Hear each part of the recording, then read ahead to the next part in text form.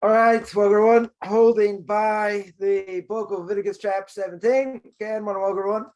Holding by the Book of Leviticus Chapter 17, and we are holding by verse 5. Right, I spent a few weeks definitely on verse 4. So we are now on verse 5 again, chapter 17. Chapter 17, verse 5, we spoke the last few weeks about the fact that if an animal is ritually slaughtered outside of where it's supposed to be, right, then severe punishment for the Kohen, spiritually cut off, as we spoke about. And the idea, we spoke about vegetarians, where animals were not allowed to be eaten except after the flood, right? After the flood, which is so the vegetarians are going to say, at the end of the day, they'll say, well, guess what? We have, they're going to say their rights, right, so to speak. Why are they going to say they're right? Right? Why in the world are they going to say they're right? Because they'll say, it was, they'll say that what? That before the flood, right? Before the flood, then what did I have? It's only supposed to be vegetarian, right? Only allowed to be vegetarian, right? Seemingly. So after the flood, says, oh, you can eat meat. So what? God made a mistake? No. God doesn't make mistakes, right? We understand. We understand that God saw that he wanted to permit meat, right? He wanted to permit meat for people. And he understood they had a desire to eat meat, right? So he permitted it, and then he gave us all the laws, right? All the laws about ritual slaughter, right? So now in verse 5, so chapter 17, verse 5, Torah says, L'man asher yaviu b'nei Yisrael as difreim asher heim zoivchim al pnei hasadeh ve'vium la'Hashem al Pesach al Moed al Kohen dafku zifrei shlomim la'Hashem also. So here the Torah says that the children of Israel will bring their sacrifices that they slaughter, right? That they slaughter on the open field. They'll bring them to Hashem, to the entrance of the tent of meeting, the Kohen. They shall slaughter them and sacrifice the peace offerings to Hashem. So basically, they're going to bring the offering. They're not making the offering. I mean, the Kohen has to sacrifice it, right? 100%. Kohen has to sacrifice in a certain place. We said before, if he doesn't sacrifice in a certain place, what's going to happen? Punishment, right? It's going to be severe punishment, right? Totally severe punishment. So the idea is that they can't just do what they want. So therefore what? So therefore they can only do certain things. And if they don't, then they're severely punished. Right? They get spiritually cut off. That's pretty bad, right? It's one of the worst punishments. A portion of the world to come. Right? So here, Rashi says, what does it mean that they slaughter? It means in the habits of slaughtering. Now, what does it mean? What does it mean exactly? They're in the habit of slaughtering. So the Gemara says, Gemara in Zvachim 106b says, what does it literally mean over here? It means that they are slaughtering, right? Present tense, right? Do a little bit of grammar here, right? Present tense. Right? Present tense over here. Now, what does it mean? Right? The verse cannot refer, obviously,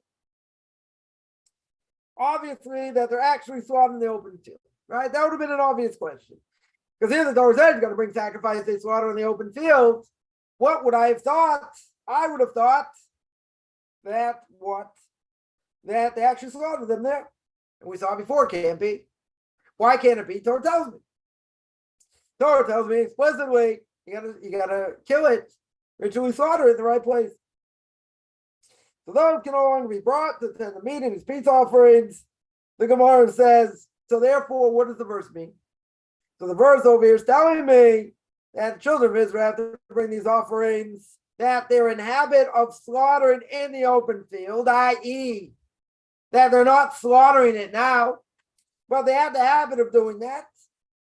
So they, instead of doing that, they have to bring it to the tent of meeting instead. So that's the Maral explains that as well, right? One of the great later commentaries, the Maral in Prague, right, brings that down. So it doesn't mean they slaughter in the open field. It means they were in the habit of slaughtering there. Now they're not allowed to, right? Now the Torah said you can't do that, right? You have to bring in specific place, right? That's the obligation, right? So explains Rashi over here.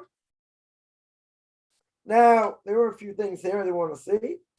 One thing here, the Baal Turim, or let's say better, let's say the Ibn Ezra, right? The Ibn Ezra, one of the great early commentaries.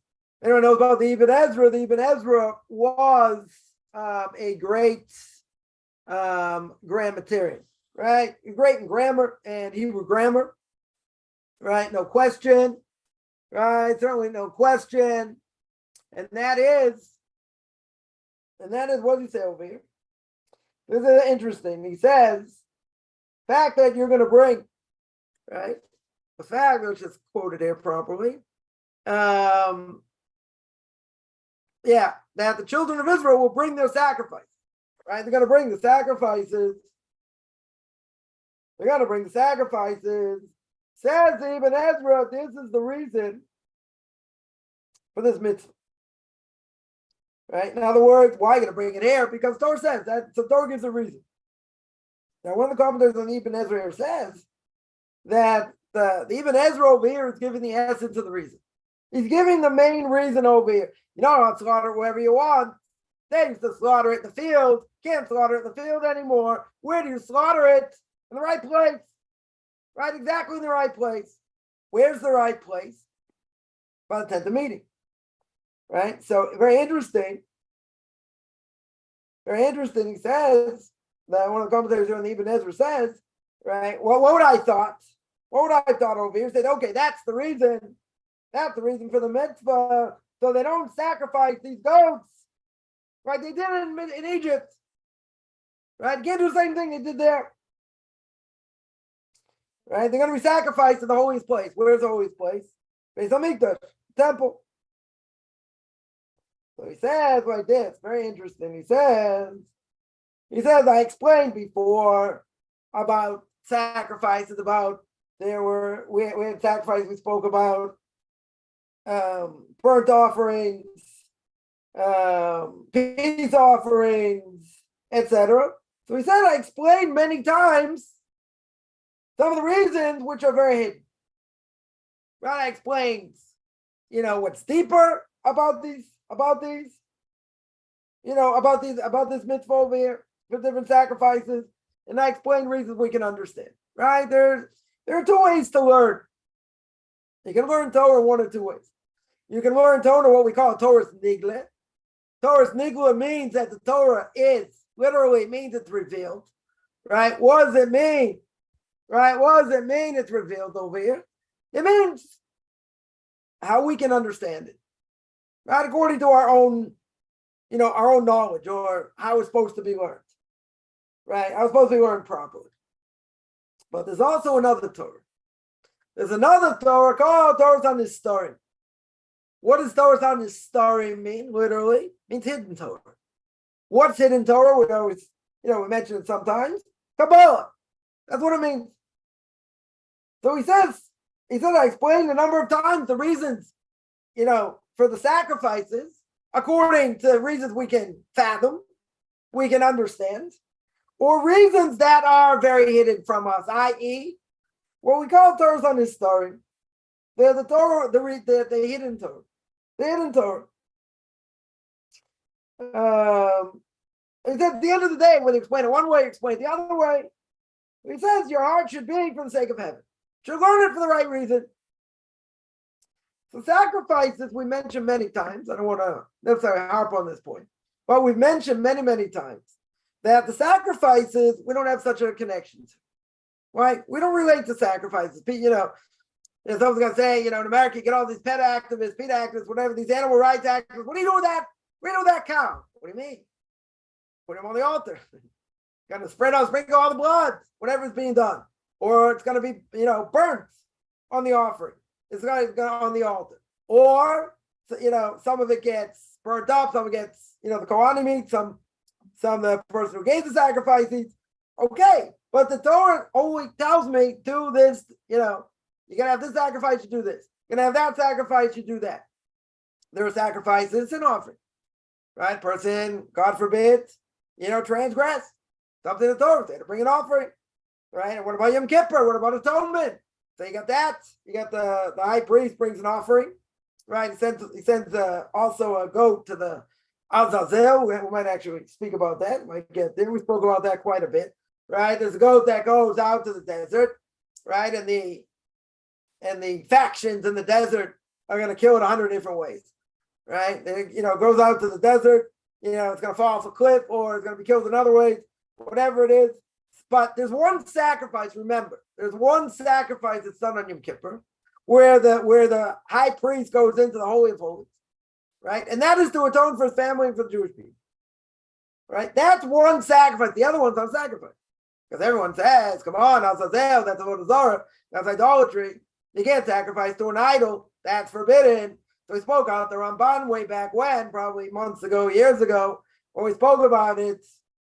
There was a lot to speak about over there because it looks kind of funny, or as English would say, it's a little bit dodgy, right? Why is it dodgy? Because you can't sacrifice to an idol. And people would say, people were claiming, they say, oh, it says you're gonna slaughter this animal to Azazel. Azazel, what does that sound like? An idol. Person, an idol, whatever it is. So that obviously can't mean that. Right? The commentary is very quick to say that cannot mean that. Why not? Why can't it mean it? Very simple. Very simple. It can't mean it because you can't sacrifice to an idol. Can't pray to an idol. Right? That would be totally forbidden. 100% forbidden.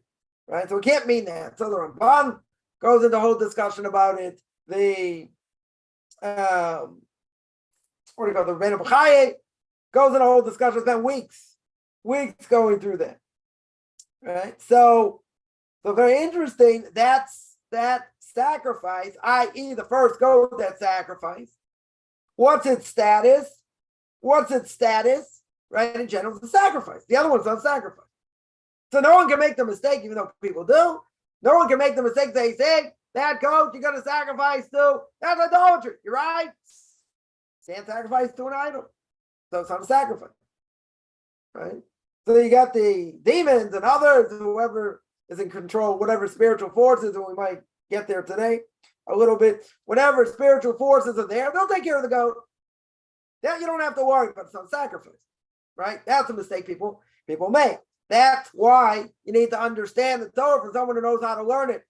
Because because you're going to have a major question here. Torah says you're going to do a gorul, you're going to draw lots, right? One's going to say Azazel, one's going to say Hashem. The one that goes to Azazel is going to go in the desert. The one that says to Hashem is going to be sacrificed. Oh, doesn't it sound like when you say Azazel, it's going to who? Azazel sounds like maybe it's an angel, maybe it's a demon, maybe who knows what, right? Sounds like idolatry. Oh, but doesn't the Torah say? We didn't. I mean, I went through many years ago, Book of Exodus, about 10 commandments full of, you can't worship idols, can't sacrifice to idols. There are many commandments. Don't make graven image, other things.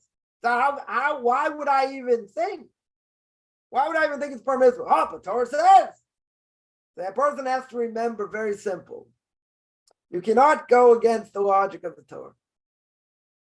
Right? In other words, if you know other things, and 100% idolatry is forbidden. Idolatry is forbidden to worship. It's forbidden to sacrifice to. It's forbidden to make a wine libation to. It's forbidden to bow down to it.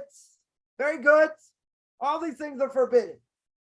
And of a person in the forbiddenness of making a tattoo, which most people have tattoos, right? But the forbiddenness of tattoos is what? Is for idolatry. If it's idolatry, 100% has to be taken off. If it's not idolatry, a person has their whole arm or their whole back or whatever, Tasmanian devil, I don't know, Tweety Bird, Sylvester, who knows? Maybe you'll make a picture of me and put it on your body. I don't know. Who knows? I don't recommend it. That's a rabbinic prohibition. 100% a rabbinic prohibition. Now, I'll just mention one thing about tattoos, that the only question of having a tattoo, once you already did it, you did it. And most people have tattoos. The question is, you have to take it off. So for the sake of going to mikvah, the only question is it a barrier? Is it a barrier between you and the water? Right? That's the question. In other words, is it really part of the body? So if it's part of the body, it's not really a barrier. Right? If a woman, I got this question many years ago, someone asked if a woman, there's a way to do this. Sounds kind of painful.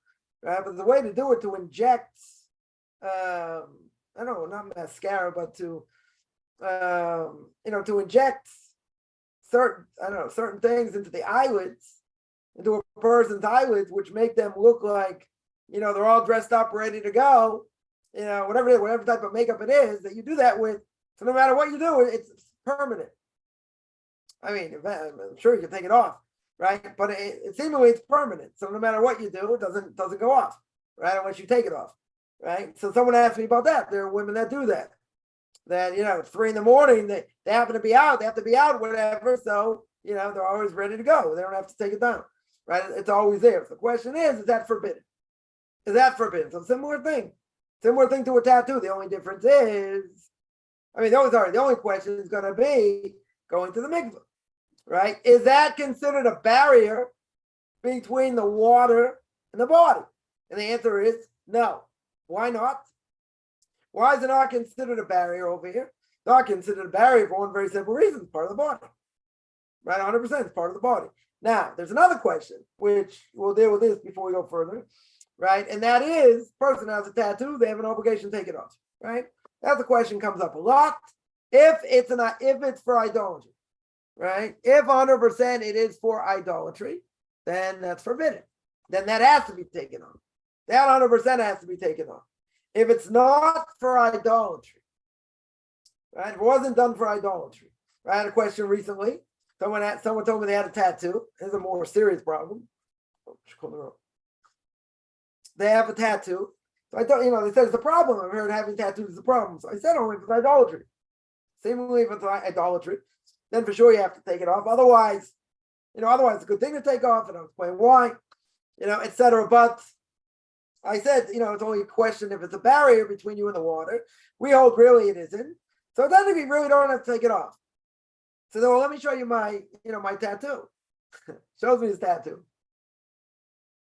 This guy's got a tattoo all the way down his back. I know he took a picture. Someone else took a picture of it, well, obviously. It shows me this tattoo. Got all these Jewish symbols on it. Okay, no big deal. And then right across the middle, Yud K Vav K. God's name. Like someone asked me, why would someone do that? I said, maybe they wanted more holiness. I don't know.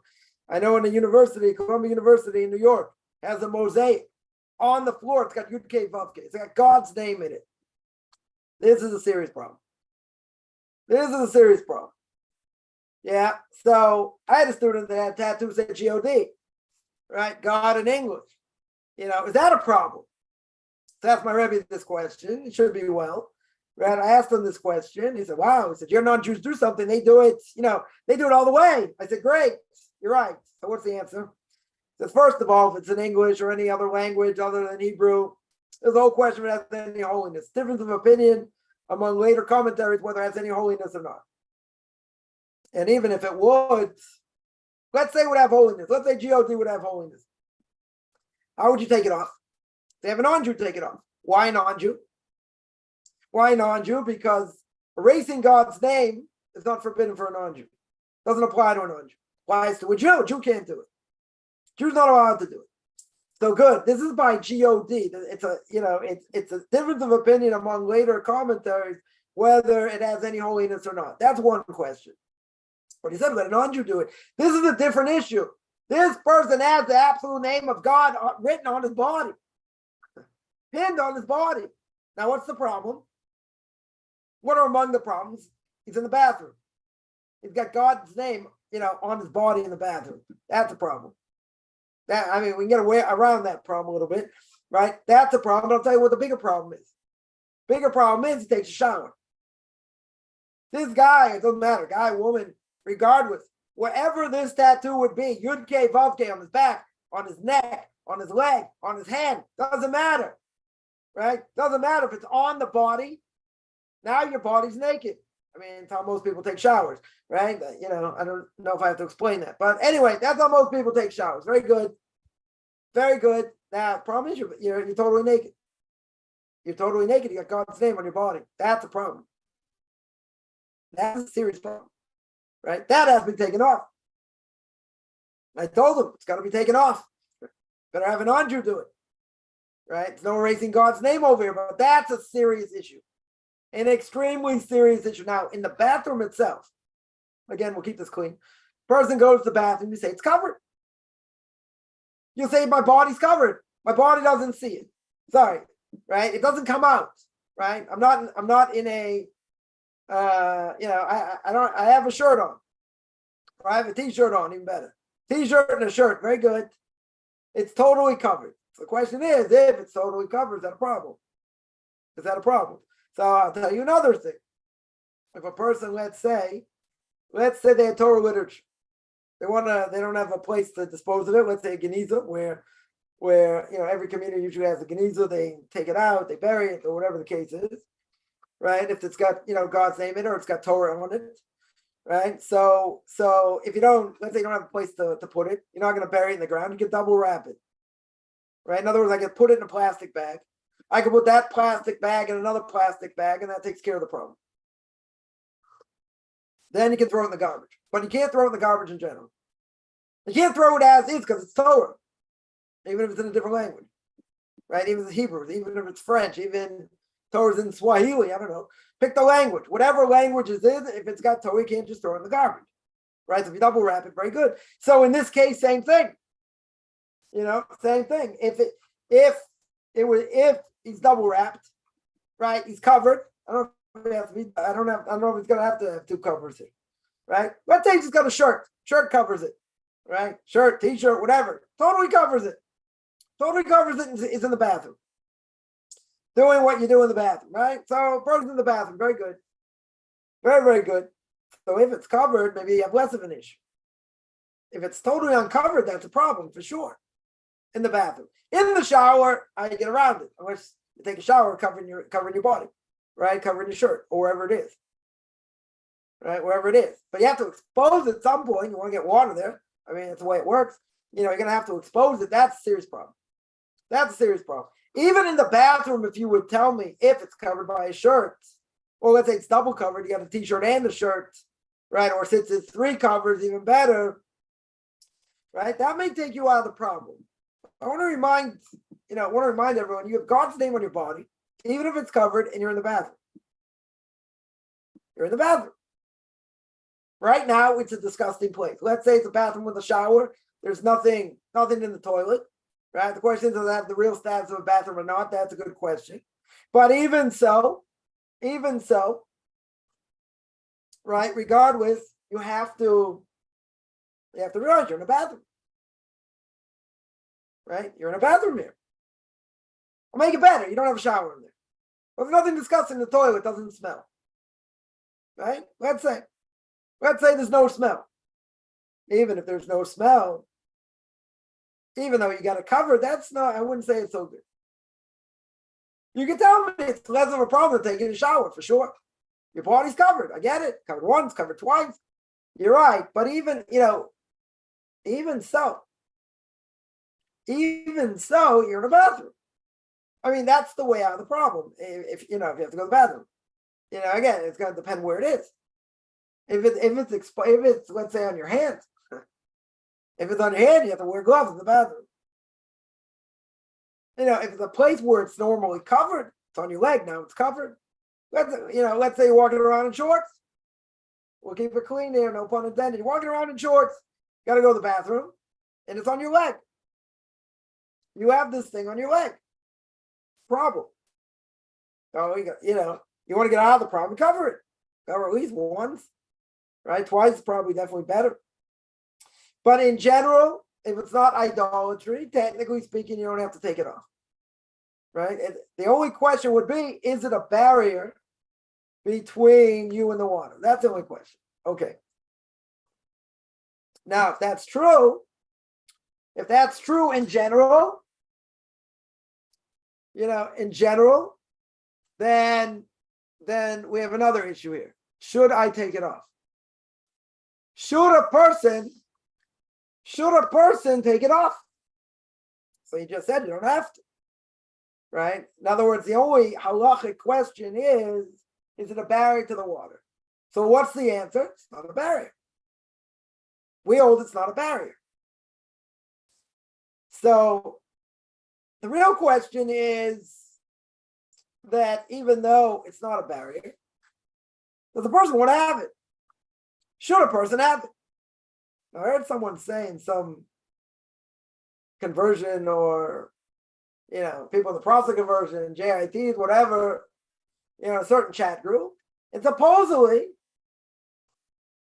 I can't believe it's true, but supposedly, someone asked the rabbi a question, and they're claiming this person was Orthodox. Okay. Maybe you'll doubt this after I tell you the story. And someone puts out there, a guy, a tattoo, still have a tattoo. And asked the rabbi what to do. Should I take it off? And this rabbi said, no, you don't have to take it off, right? And that's true, you don't have to. But he went further. He said, you don't have to take it off. Not only that, you should keep it. Why should you keep it? You should keep it because that's like your red badge of courage. Red badge of courage means, you don't want to forget where you came from. So imagine, this guy goes to the mikveh every Friday before Shabbos, and he's got this Tasmanian devil all down his back or his front or who knows what, whatever. Oh, don't worry about it. My rabbi said it's good to have, to remind myself of what I did in the past. First of all, I don't believe a person said it, and if they said it, they're an idiot. They're an idiot. A red badge of courage? Let's say someone wants to convert, right? Someone wants to convert, they're Hispanic, or they're Chinese, or they're Filipino, or, they're a person of color, right? Let's say, when they look in the mirror every day, they are who they are. It doesn't change, right? No matter what they do, they have, skin color they have. They have the look that they have, right? That doesn't change. Seemingly, that's not going to change. You're going to say, well, that's your red badge of courage, live with it. You're going to always remember. You always remember, okay. Someone who did this, someone who did this, you want to remind them of the past? You want to tell them it's a good thing to remind them, keep reminding them of the past? No, right? So, so the moderators, I told them, I said, how in the world got this thing go through? Like, oh, we're paying attention. We're paying attention. This is totally misleading. I don't know who, quote unquote, this rabbi was, but you're not a rabbi in my book. Guy's an idiot. Tell someone to keep it. Why would you keep it? Why in the way? You don't want to keep this stuff. Now, there is an issue. There is an issue now. People can do it by laser, right? They can take off tattoos by laser. Right? So, yeah, it's not cheap to do. Okay. But remember one thing. I'll tell you, my Rebbe holds over here. Very interesting. He says that if you take it off, let's say without laser. Now they do everything by laser. And again, I don't think it's so cheap either. But let's say they take it off in a way it's not laser. What happens when you do that? It makes a wound in the body. Makes a scar. Now, there's a total prohibition of making a scar on the body. That you're not allowed to do. But you're going to tell me it's fixing up, getting this tattoo off. You're right. It is fixing it up. Right? But it's going to leave a scar. So my Rebbe would say, you know what? Even if you're over a Torah prohibition or rabbinic prohibition of making this, of making a wound or making a scar over here, he says it's better to have that, quote unquote, that prohibition rather than have that tattoo on your body. Right? In other words, you're fixing up the prohibition by taking it off. Oh, but when you take it off, you're causing damage to the body. You're not allowed to cause damage to the body. See, we don't say that about anything else. Right? Someone will say, oh, but you had surgery, that's different. You're healing the body. you got, you got someone drilling your teeth. That's healing your teeth, right? Your cavities, whatever, right? That's a different issue. That's fine because that's healing the body. That's healing your teeth. That's healing, whatever it is. This is not healing. That's just the opposite. You're causing it damage. You are physically, someone else doing it to you, doesn't matter. But the end result is you have a physical issue here. You're causing damage. So my Rebbe would say, no, even though you might transgress that, you're fixing up the thing you have.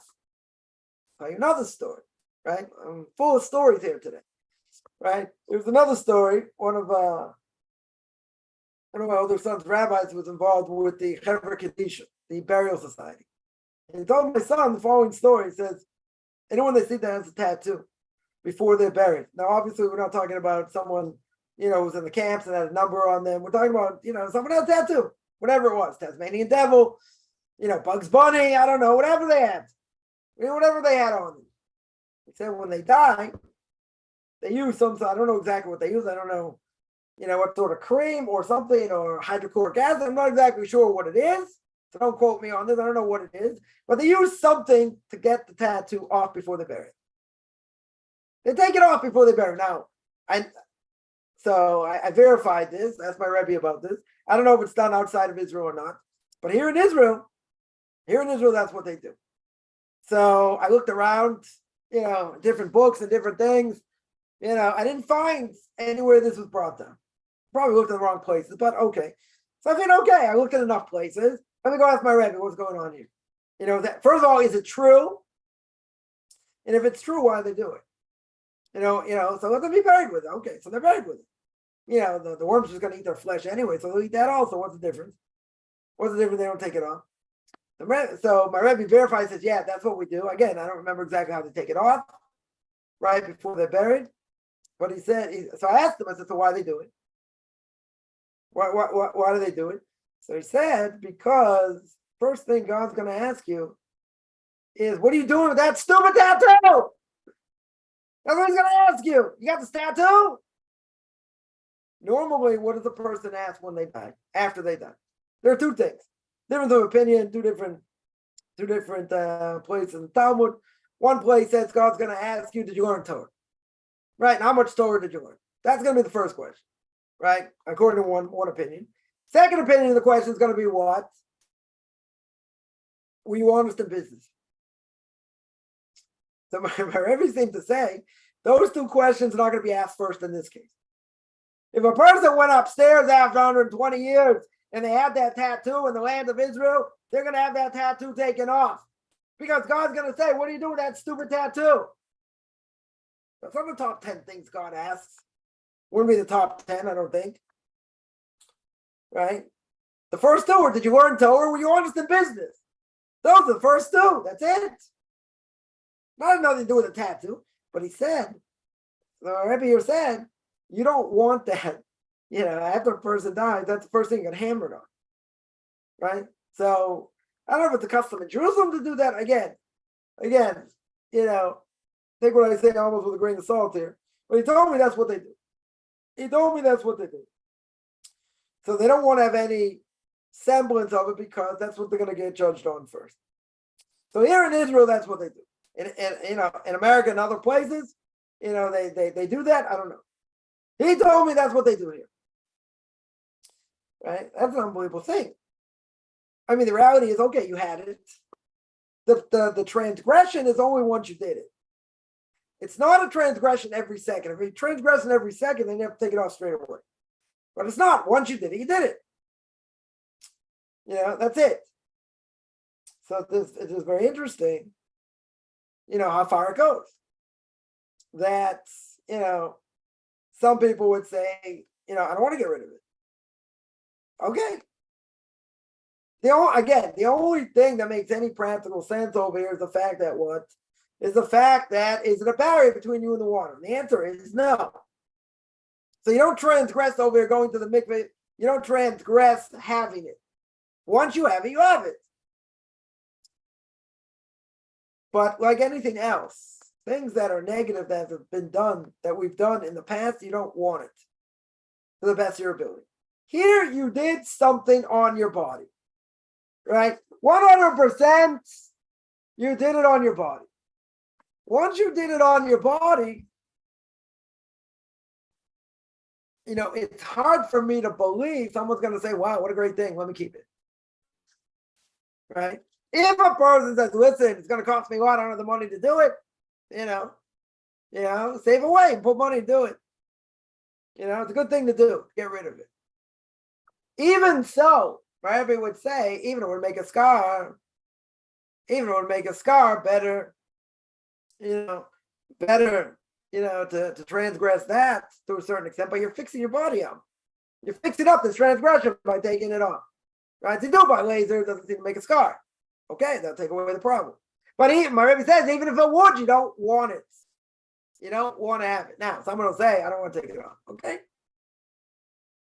Yeah, had someone convert recently. And, I've never noticed they had tattoos before.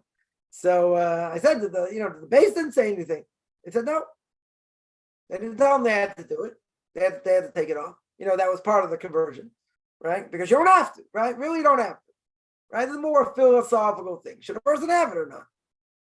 Right? If it's idolatry or other things that are forbidden to have, yeah, you got to take it off. That for sure you have to take off. If it's something that's, innocent, relatively speaking, yeah, you don't have to take it off. Right? You definitely don't have to take it off. I'm just saying philosophically, yeah, I think it's a good thing to do. Definitely think it's a good thing. A good thing to take off. All right, so again, there's sort of a side point over here. Yeah, so here the commentary in the Ibn Ezra was saying that there's a difference of what the reason for, let's say, sacrifices there are revealed reasons, which is that we tried to give, and there are hidden reasons. But the problem in general is that we don't relate to sacrifice. We may think it's cruel. I mean, we can understand maybe, sin offerings, guilt offerings, that I could understand. You're going to get atonement over here, okay? For things you did wrong. Person could still say the animal didn't deserve anything to suffer over here. First of all, the animal's not going to suffer. And second of all, we're allowed to use animals for whatever we want as long as we don't abuse it. So according to the Torah, that's not abuse. That's sanctifying the animal for a holy thing. That's a huge thing. Huge. So, that being the case, you're not doing anything wrong. 100% you're not doing anything wrong. Right? So a person has to realize animals we can use. We can even use them for scientific experimentation to cure diseases. That's not a problem either. I could use, use an alligator for boots. Could use, minks for their hair, for their skin, in order to make fedoras. So people wear these, the Hasidim wear these hats. How many minks? I always tell people, how many minks it took, for that fedora? We can use them. They say it's cruel. They do it, they'll try to do it in the best way possible, but they're allowed to use the skin. Why not? Can you use it for a purse? Can you use it for other things? Why not? Why would it be forbidden? Can't abuse them. Right? The famous response by the Maral, right? We mentioned the Maral before, the Goraryeh, right? We read commentary on Chumash. Maral in the 1800s, mid-1800s, has a response there. And the Maral asks the question, are you allowed to go hunting for sport? Not because you're starving. Are you allowed to go hunting for sport? The answer is no. He said it's cruel. It's the way of the non-Jews. You can't do it.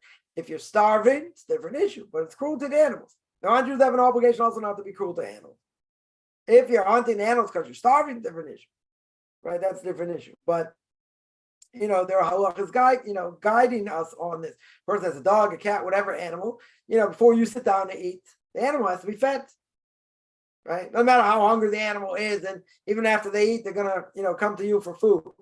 Different issue. They have to be fed first. They come first. Otherwise, it's cruel. It's like you're eating in front of them, right? That's considered cruel. So there are laws governing how we treat animals. Now, a person has to remember, I've spoken about this a lot. I don't want to digress here, right? Animals are programmed DNA. That's what they are. They're programmed. Yeah, they have an animalistic soul. You can tell me they can choose to eat things. They can choose not to eat things. You can say, dog is a man's best friend, this and that. Very good, part of the family. I get it, right? I get it. I'm also an animal lover at heart. But animals are animals. They're animals. Yeah. Like I told the story before. I just actually saw a recent post. It was Lahav, they'll make a big distinction. It was a yard site. They commemorate the day their dog got mauled by a coyote. I mean, it's kind of tragic. Your fluffy dog got ripped to shreds by a coyote. It's pretty sad. That is true. But when this happened, people were sending condolences like it's a member of the family, and to them it was. Had this dog for a number of years, best dog ever. Okay. I thought it was a bit much, but thank God they didn't say Kaddish for it, didn't say the mourner's prayer. That would have been way overboard. Right. But I just saw recently they put up a thing, commemorating this, this day. Again, I'm an animal lover at heart. Animals are animals. That's what they are. They're used for our benefit. We're allowed to use them for our benefit. We're allowed to eat them. We're allowed to use their skin. We're allowed to use them for scientific experimentation to cure diseases. That's permissible. And if you're using them in a cruel way, that's forbidden. You're right. 100%. That would be forbidden. Can't do that. Non-Jews have an obligation also. Also, they also have to take care of animals. They also can't abuse them. Right? Also forbidden. But the point is with these sacrifices, I don't get lost here in the point. The point is, as the commentator in Ibn Ezra says, you can't lose sight of the fact that it's, some reasons are told to us why you can't do certain things or why I have to bring certain sacrifices. And there are reasons we don't understand. Really, sorry, there are deeper reasons. Kabbalistic reasons. Now, the whole problem with all of this is, even if it's true, the revealed reasons, there are reasons that are very deep, very, very deep, that I can understand. But what connection do we have sacrifice? Right? People can't imagine the temple gets rebuilt speedily in our days. According to many rabbinic authorities, go back to animal sacrifice. Blood sprinkling, this, that, all the fun stuff. All the fun stuff. And some people can't imagine. They can't imagine. Why, sounds archaic, sounds medieval. And we don't have such a connection to it, which is true. So if you look at what the word sacrifice is in Hebrew, right? The word sacrifice in Hebrew, right? What's the word? What's the word? It's korban. Right? What does the word korban mean?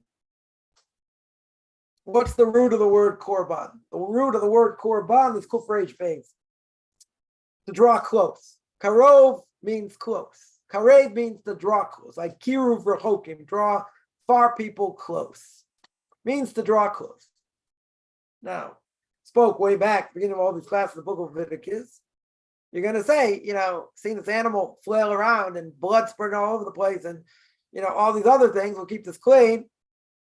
Yeah, we don't relate to such a thing. We don't have such a connection. We just have to know their law, the laws about them and try and understand the best of our ability. Very good.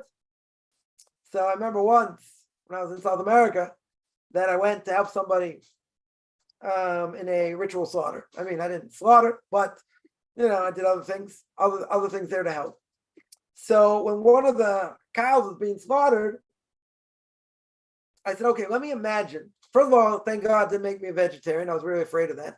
That would make me into a vegetarian. Thank God that didn't happen. But what happened was, I said, imagine I had to bring this cow. Now, this cow is, cows can be pretty big, right? 600 pounds more. I mean, talking like, 400 kilo more. I mean, talking, these are big, huge animals, not to mention expensive. They're not cheap. So that being the case, person sinned, now you got to bring this animal. Now you got to bring this animal or a goat or whatever, right? You got to bring these animals. First of all, it's going to cost you time. It's going to cost you money. Now, so when right before one animal was being slaughtered, I tried to imagine myself, being there and this animal I had to bring. And this animal got slaughtered for what reason? Because of sin. Let's say it was a sin offering. Right? Really, you should have been that animal. So when I saw the process from beginning to end, they bring the animal in, they slaughter it, they, whatever else they do to it, cut it up and salt it and, all these different things. I went from beginning to end of the process. Right? Beginning to end of the process. That makes an impression. Let's say better, should make an impression. Why? Why should it make an impression? Because that animal should have been you. You should have been flapping around there and your skin flaying off and all that. and your body being cut up should have been you, but it wasn't. So God gave us the ability to bring sacrifice, right? Even though some of these sacrifices should have been you. So, this is just food for thought. No pun intended. Yeah. The food for thought, meaning, if that should have been you, and your life right now should be over, wouldn't that make you think twice about doing something wrong? Should. But what's the obvious answer? What's the obvious answer someone's going to say? The obvious answer is, guess what? We all have an evil inclination, right? 100%, we all have an evil inclination. Since we all have an evil inclination, you'll say a person gets caught up in the everyday. Person gets, sidetracked. Right? The Ramchal said, you can't get sidetracked. Right? He said, we're living in a world today of what? We're living in a world where we get sidetracked. That's what happens. God wants us to get sidetracked? No. God wants to stay focused, 100%. You're going to say sometimes I need to chill, other things, okay. But you don't want to get sidetracked. Yeah, we don't want to get sidetracked over here. So that can happen. That easily could happen. We just lose sight of what we're doing or what we should be doing. Right? The Gemara says that a person's only going to sin when nichnas b'rosh, when a foolish thought enters a person's minds. Because if you really know what you should do in the repercussions for your actions, why'd you do it? You're only a fool if you did it. Because you don't understand. You don't understand the bigger picture. What's the simple answer? What's the simple answer everyone's going to say? I got an evil inclination. I gave in to my inclination, but I shouldn't have, right? 100%. You gave in to your inclination when you shouldn't. So how do I work on my evil inclination? Okay, that's a whole schmooze for another time. Yeah, but we can't get distracted, right? This is good for Ella. Got to stay focused. Got to have in mind what I need to do on a regular basis. That's what I need. That's what my obligation is. Right? And if you get distracted, it can spiral out of control. No, let me just take a 5-minute break. Let me just take a 10-minute break. It depends what you do with it. Use it to rejuvenate yourself is one thing. Wake yourself up a little bit, whatever. That's one thing. You do it in a way where you're wasting time and now it snowballs. That's a problem. Right? That's a problem. All right, so God will judge that. Very good. Very good. But, we live in a world where it's very, very easy to lose sight of what we're doing. I'm not talking about all the trials and tribulations and all that. I'm not even talking about that. We just lose sight. We go through the motions. Right? We don't see the bigger picture. We don't want to see the bigger picture. We want to rest on our laurels a little bit. We don't want to be doom and gloom all the time. But I hear life is very heavy. Very, very heavy. True. Very, very true. What are we living for? Right? We mentioned this many times. What am I living for? There are some people who want fantasy. They don't want truth. They're not interested in truth. Eat, drink, and marry, lest tomorrow I die. That's what they want. They want ball games. They want entertainment. They want everything. Food. All these things can be idolatrous and worshipped and all that. True. But at the end of the day, we're going to have to answer. We're going to have to answer. And a person can get so distracted. The Rabbeinu Yonah in the Gate to Repentance, right? Rabbeinu Yonah says, at the very beginning, he says, if you do something wrong the first time, start to shake. Get really upset. How can I do it? Whatever. You really work on yourself, not to get in that same situation. Then you do it again. You still really feel bad. I can't believe I did it. This, that. Very good. You did it a third time. You feel less bad. Fourth time, you feel less bad. Fifth time, sixth time, seventh time, eighth time, 100 time, 1,000 time. Now you say it's already mitzvah. That's the difference.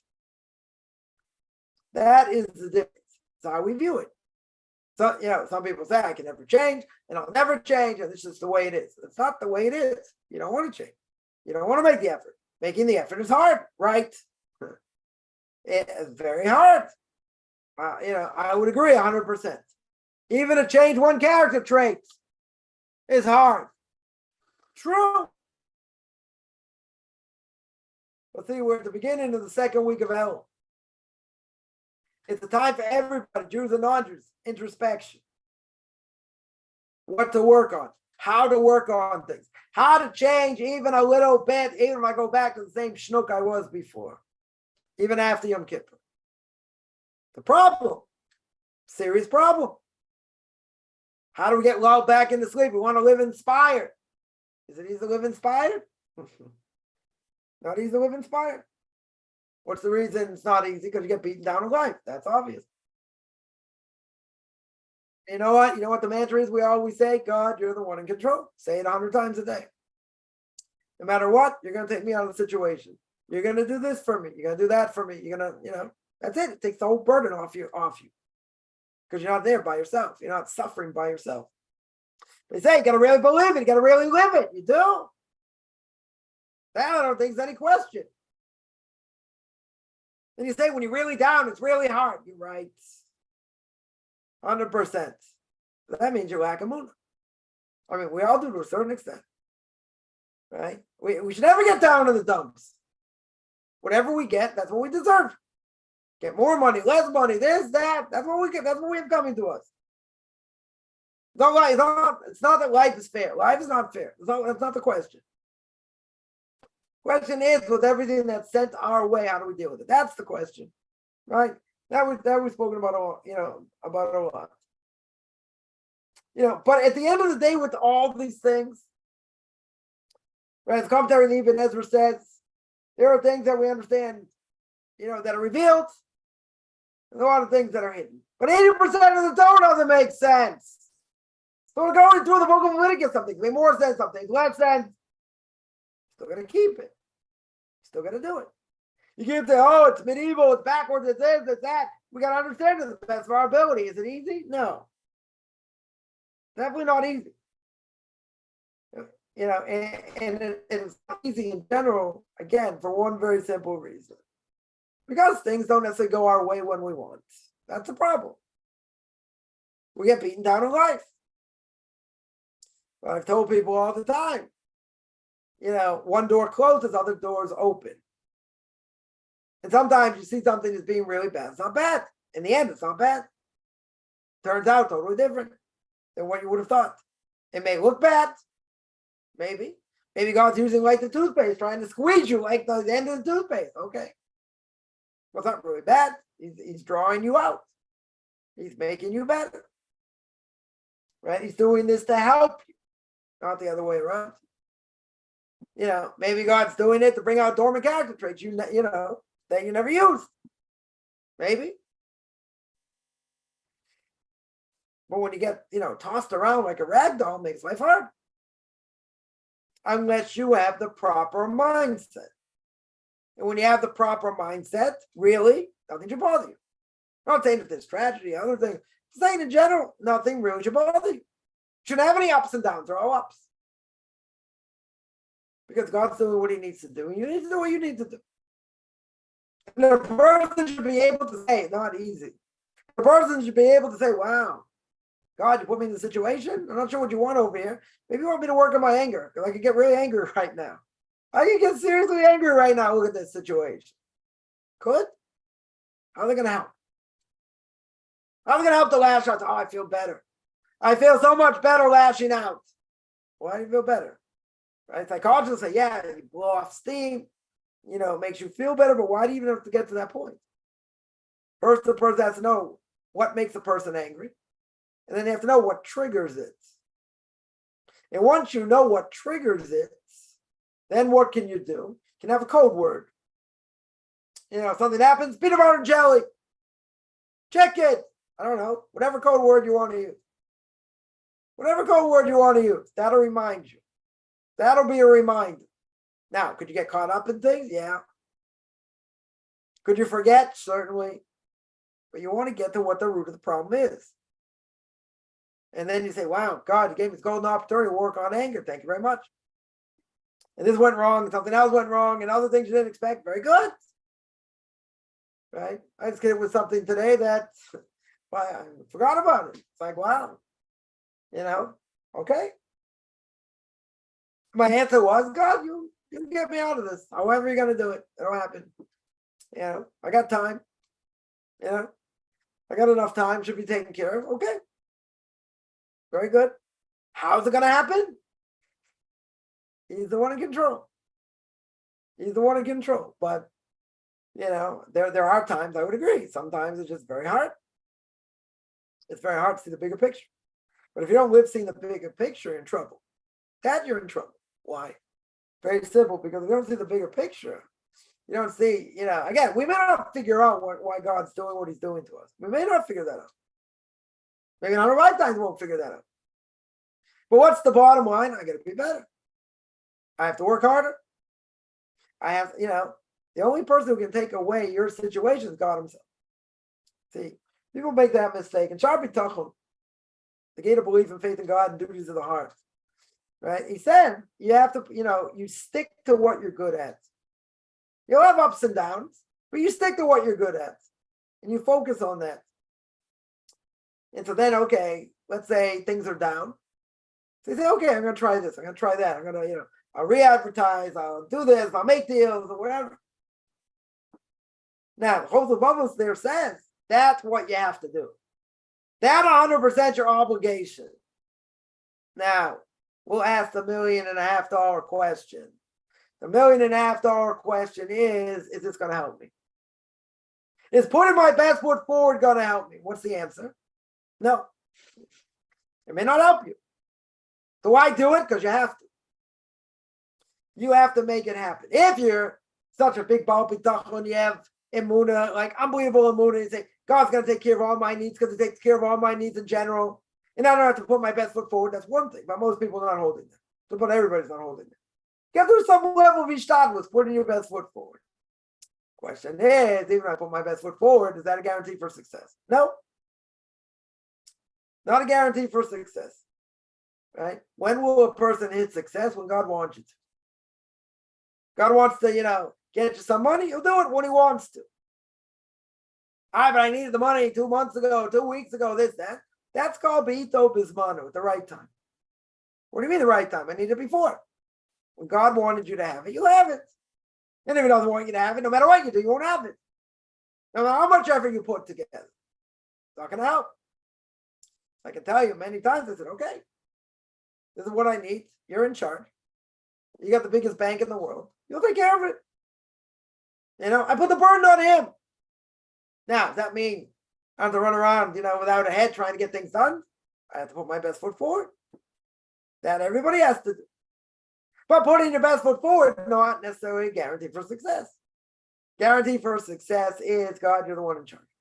I am a vato daiti. I nullify myself, my knowledge, everything to you. You are kol yachol. You can do anything, anytime, any place. You can change a person's outlook and different things and change their lot at clarifying, like the blink of an eyelash. Now, should I sit back and wait for all to happen? For the story last night, there was somebody went to somebody, I don't know if it was he wanted to work on his bitachon, believe in faith in God.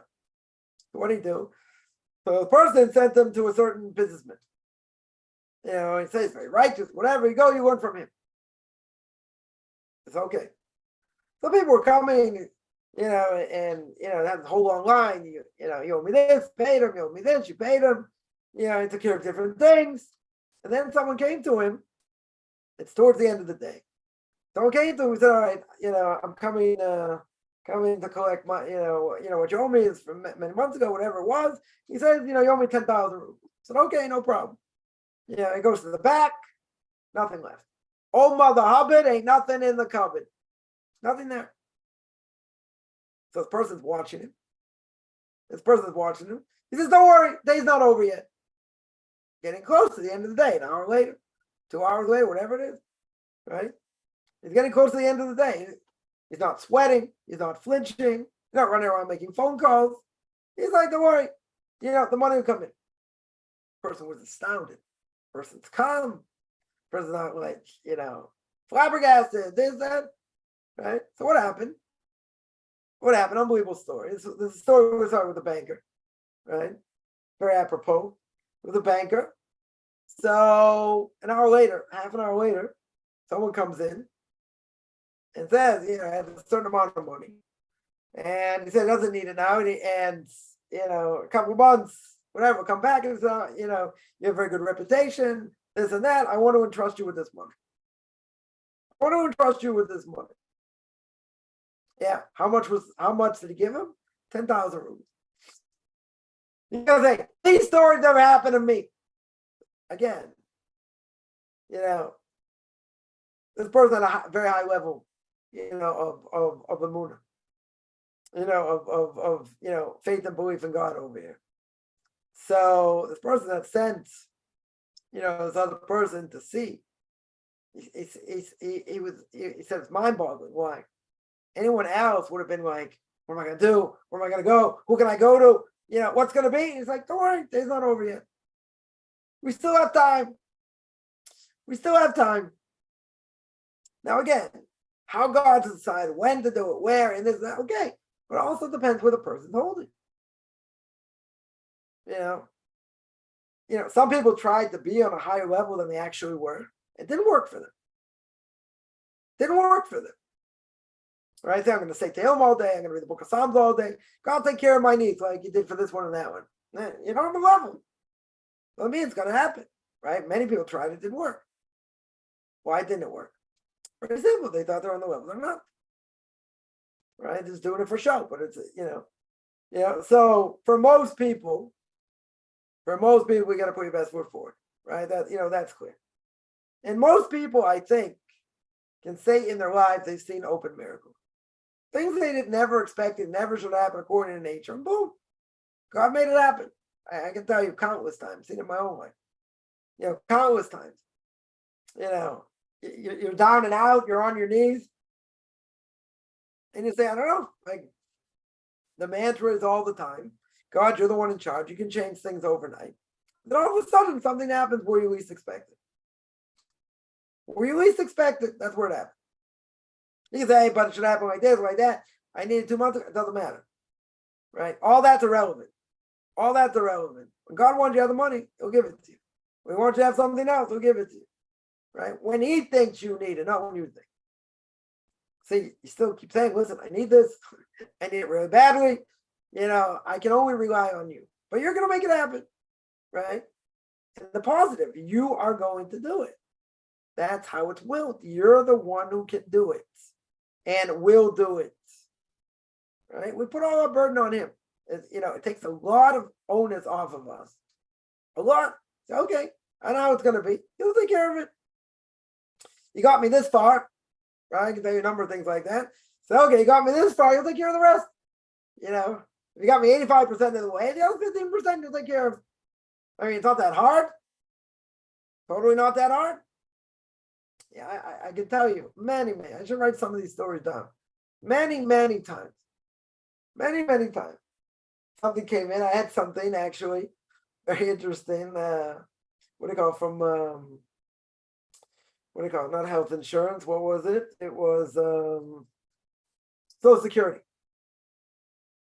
Social Security. It happened, I think, last month. Or it happened, I think last month it happened. Last month, the beginning of this month. So my accountant told me, like, there was a mistake made, and Social Security owed me money. They owed me a significant amount of money. So they said, it can take months. It can take a few months. Okay, so it'll come when it comes. God wants me to have it. I'll have it. A week later, it showed up, or 2 weeks later, maximum.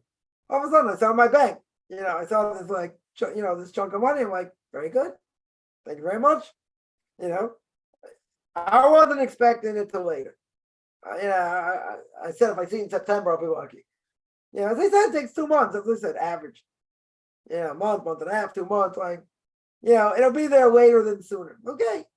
So it's out of mind, out of sight. I figured, okay, when it comes, it comes. And it came much earlier than I thought. Now, why did it come much earlier? Because God wanted to have it earlier. We wanted to have it earlier. It's like, other things also, certain things came in like, okay, when you least expect it, sometimes, that's what happens. But again, it's something that's, we need to work on, and that is God's the one in charge. And, if he wants you to have money, you'll have money. I'll give an example. Right, it was in South Africa, so someone, we came to someone for, some sort of a tzedakah cause for charity. And this guy says, guys, I can't give charity now. And he said, I'm not making so much money now. Right? He was making a ton of money, like a serious amount of money. Now he's making a lot less. So I said, I love to give, but I can't because, I'm losing money now. So my Rebbe said, what are you talking about? He said, God just gave you all that money up front. He gave you that money up front. So you're not losing money. That's the money you gained up front. Right? So, and that's the money you're supposed to have over this amount of time. Like I said, the way you look at it. I remember I had one of my kids to marry off. Like I was saying today, like, how do we marry off our kids? So one of my kids, like we had 2 months that were like, we're good months. We're very, very good months. That paid for the wedding. Month afterwards, God should have mercy on me what happened. But okay. So what happened? You gave the money up front.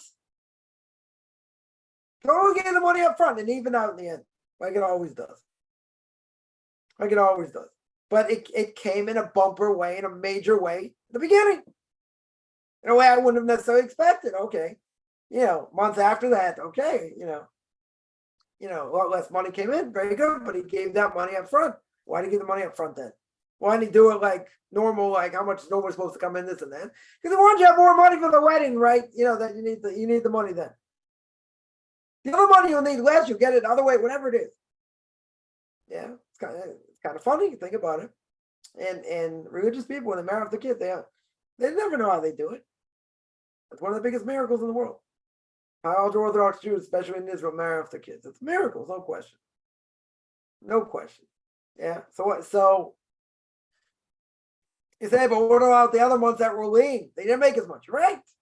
I'm saying it evened out. I just got the money up front. I got a lot more money than I normally would up front. Why? Think about it. I had to make a wedding 2 months later, month and a half later. So there, the money came right up front. Okay. And what about the other months? Okay. So they were lean, but again, even out in the end. It wasn't like equal amount or give or take, each month. This was a lot more. Why was it a lot more? That's the reason. That's the reason I think. Right? People can say, no, it could be something now. Yeah, it could be. I'm just saying that's what I think. I had to make a wedding at that point. A few months to make that wedding. I got the money right up front. Everyone has a story. So what does God do? He tests us. Makes us work on our munah b'tachon, on our, belief and faith in him. That's what he does. Right? And he can make it really hard. And at some point, but he comes through. He comes through when he needs to come through. Yeah, a lot of questions here. Let me take them now. Someone asked, I have a question. Jews, Orthodox, they have women rabbis. We don't have women rabbis. Right? There are different issues why. Different reasons why. There is, I would say, in left-wing Orthodoxy, we'll call open Orthodoxy. Open Orthodoxy. They have what we call a maharat. Maharat, someone who, whatever, I guess they take take exams in Jewish law and different things, and they don't call him a rabbi because calling him a rabbi is a problem, right? And that is a problem. So in the really left wing Orthodox, they have women rabbis. They don't have to call them rabbis, but that's essentially what they are. And the problem is, again, we have a different role. It has nothing to do with intellectual pursuit, right? A woman can be much smarter than me or anybody else. Could have over 100 IQ, very good, right? But the Gemara says, I just want to make clear. I don't want to go into the whole issue of feminism here, but I want to make one comment, and that is, there are women out there, and I've heard this. They enjoy the intellectual stimulation of learning Talmud. Okay, right? People have certain minds, certain critical minds. They enjoy the give and take, etc. Okay. I'm not doing it, to be a feminist. Yeah, but the Gemara says clear. The Gemara says clear in no uncertain terms it's not good for a woman to study that. It makes clear for a number of reasons. It has nothing to do with intellectual. It has nothing to do with IQ. There are certain things that, when it comes to analysis, in general, women are more touchy-feely than men. I'm not saying a man can't be, but it's not his nature, right? A man's nature is if he's guilty, he's guilty. Live for death penalty, so kill him, right? Kill him. Who cares? No, you don't understand. They stole money for bread. They didn't have food. The kids were starving. What's a man gonna say? You stole. You gotta pay it back. The ends don't justify the means. Not even talking about Robin Hood over here, right? Steal from the rich, give to the poor, right? We're not even talking about that, right? We don't care what the circumstances are per se. What's the judge going to say? Guilty. He's going to pay it back. Maybe they'll try and raise money for them, other things. But maybe they'll look the other way and say, listen, they'll tell the person they stole from, listen, that they really don't have, they're really guilty, but, maybe, but they're guilty. Essentially, they're guilty. I care why they did it. A woman's not that, which is a different nature, right? Just a different nature, right? You need to read the book, men are from Mars, women are from Venus. We think differently. We're different, physically, different spiritually, right? There are many things men and women are different. So they're different physically, certainly they can be different, spiritually, etc. So there are, technical issues, why a woman can't be a judge, rabbinic court judge, or why, give testimony, different things. Right? People say, oh, this is discriminatory, whatever you say is apologetic. Okay. So there'll be people who won't buy this. Very good. So they'll say women and men are equal. There should be no difference. Right? And the Torah is always against women, etc. But, women have done a lot of things for the Jewish people. Saved the Jewish people getting out of Egypt. Right? They didn't sin with the sin of the golden calf. I mean, many things. That they're greater than us in many ways. That's why, they don't have an obligation for certain things that are dependent on time. That's true, 100%. Oh, he's trying to make us feel good. No, right? That's reality. But I would say, that, yeah, person's intellectually inclined, again, has nothing to do with that. They enjoy the give and take, okay. But remember, that piece of Talmud has to be understood. Why does the Talmud say it's not good for them?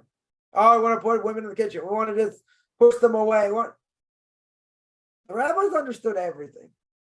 They understood everything about life, right? And and interaction with men and women, and all that. They understood that.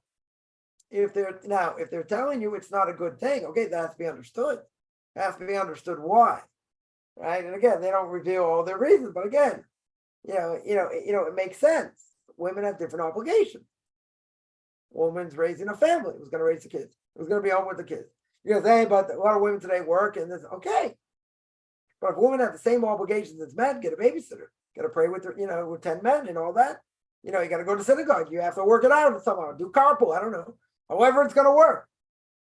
It's not a question about being equal. Being a question what a person's role is. A Levi cannot do what a Kohen does, even though they're from the same tribe. Right? Kohen can't do what a Levi does, what a Levite does. And the Yisrael can't do what either do. Oh, that's discrimination. You can't do that. Why is it discrimination? People have different obligations. Aaron a Kohen, Moshe Rabbeinu makes him the high priest. Korach goes ballistic. Korach says, what? I'm nothing. I see, that same as the prophet comes out of me, favoritism, this, that. I want to be the high priest. It wasn't Mishnah Pirkei Avos saying, well, I'll get to when I'm about 97. And that is, Mishnah says that desire, honor, and jealousy will take a person out of this world. The commentaries learn there, many commentators learn, literally. Jealousy from who? From Korah. Tell me, saw God face to face at Mount Sinai, came out of Egypt, saw the miracles in the desert. I want to be the high priest. What do you mean you want to be the high priest? Commentators say he wasn't a fool. He definitely was not a fool by any stretch. But I want to be the high priest. It's a hierarchy here. God says everything Moshe Rabbeinu said you listen to. How did he forget that? Then he started making fun of him. And then he took 250 great people and they all got swallowed up. Because that's what jealousy can do.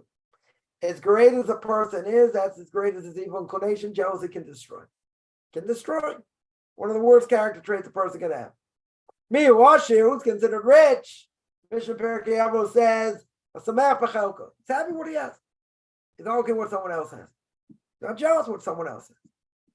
If a person gets jealous, then they can do all kinds of things that are bad, right? The Torah says, let's use this as an example. Torah says in the Ten Commandments, you're not allowed to covet. Not allowed to covet what other people have. Not allowed to covet your friend's wife, his doggy, other things, right? You're not allowed to covet. Now, what does it mean to covet? What does it mean to desire over here? What if, does it mean I have to do something? Or does it just mean in thought? Just in my mind. So here, we'll say like this. Person has an obligation, let's say better. A person desires his friend's car.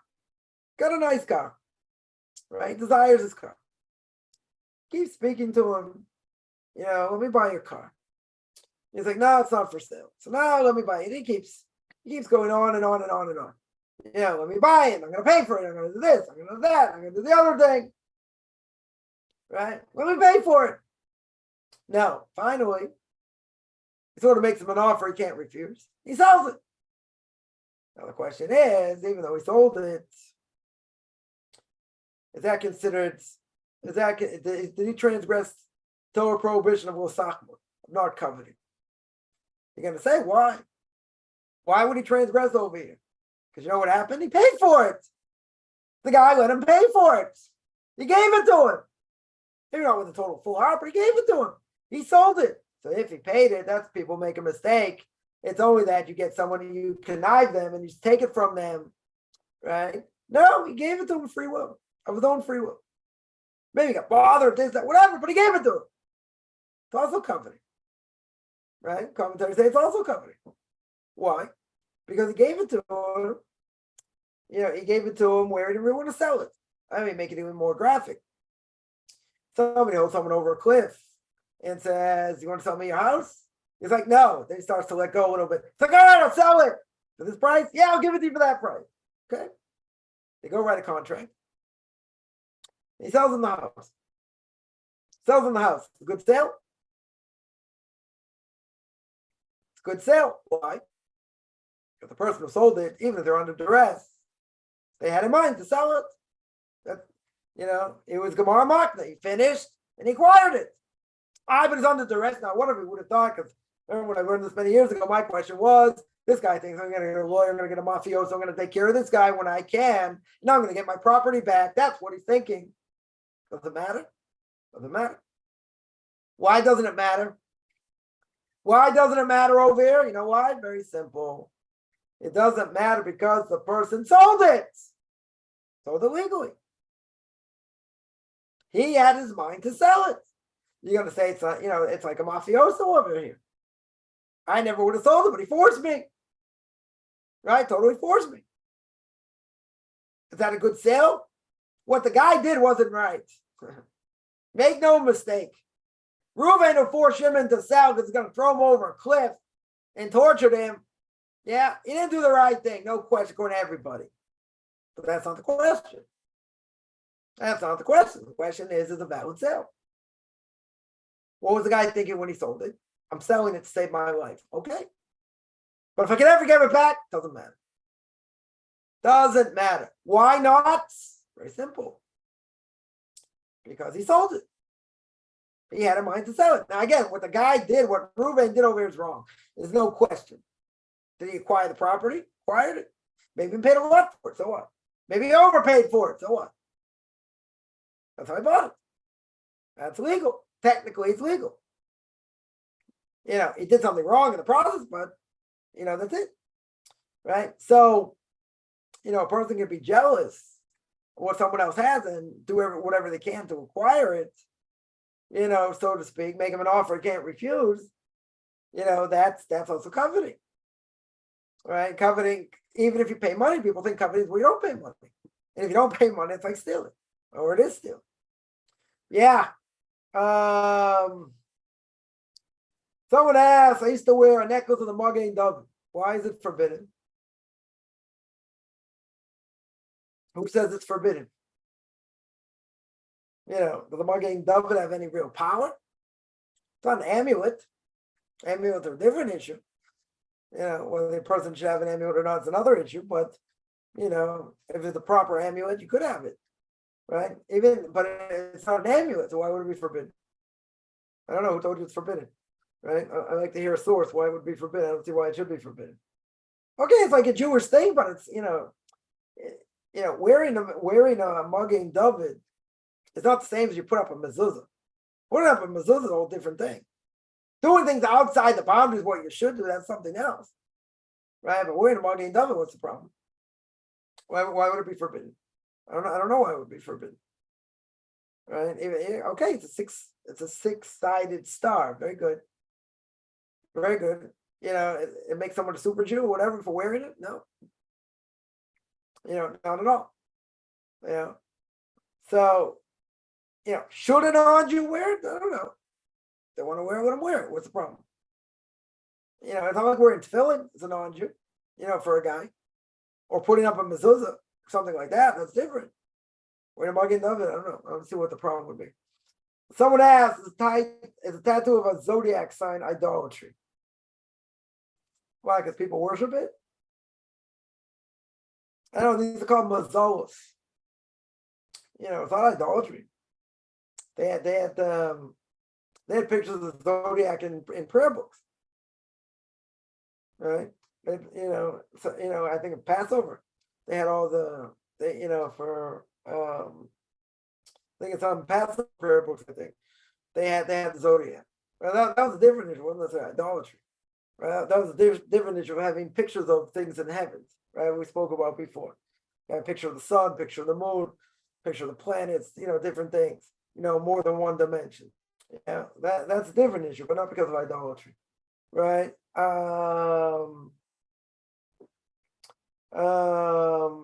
But yeah, if it would be idolatry, yeah, but it's not. So now, a person's so ashamed being part of the nation I was born in. I think most people are.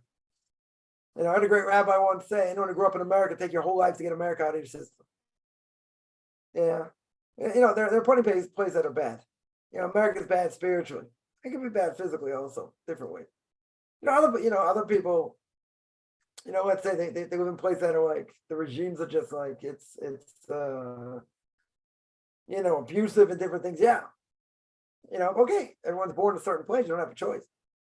No one's given that choice where you want to be born, right? You're born, the Mishnah Pirkei Avos says you're born against you, die against you. Kaufman would say in parentheses, you still have to live. Very good. Still have to live, right? I can tell you plenty of things I'm embarrassed about America, no question. Especially a lot of things going on today. But even when I grew up, there's a statement that if Jews don't make Kiddush, right? If they don't make Kiddush, sanctify Shabbos, non-Jews make Havdalah. They'll distinguish. They will. That's what it means.